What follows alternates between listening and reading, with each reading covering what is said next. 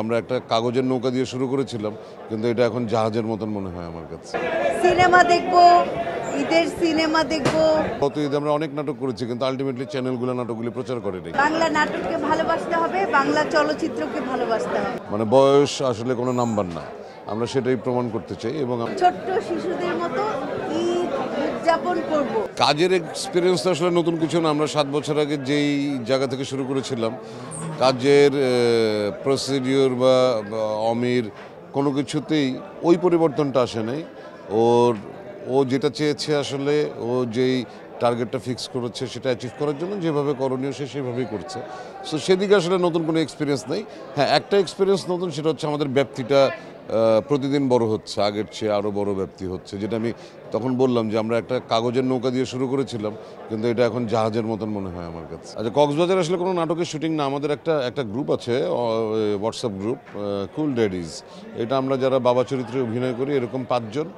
আমরা আসলে হঠাৎ করে সিদ্ধান্ত নেওয়া যে আমরা তো শুটিংয়ে খুব ব্যস্ত থাকি, কিন্তু আমরা আমাদের ব্যক্তিগত জীবনেও আসলে আমাদের উপভোগ করার বিষয় আছে। আমরা মানে বয়স আসলে কোনো নাম্বার না, আমরা সেটাই প্রমাণ করতে চাই এবং আমরা সময়টাকে উপভোগ করি আমাদের মতন করে, এই জন্যই যাও। আচ্ছা, এইটা আসলে আমি বলতে পারছি না। আমি প্রতিদিন শ্যুট করি, প্রতিদিনই নাটকে শ্যুট করি। এখন কোন নাটক ঈদে যাবে, কোন নাটক ইউটিউবে যাবে, বা কোন নাটক ঈদের পরে যাবে, এটা তো আমরা বলতে পারি না। যেমন গত ঈদে আমরা অনেক নাটক করেছি, কিন্তু আলটিমেটলি চ্যানেলগুলো নাটকগুলি প্রচার করেনি, ওরা স্পন্সর পায় নাই।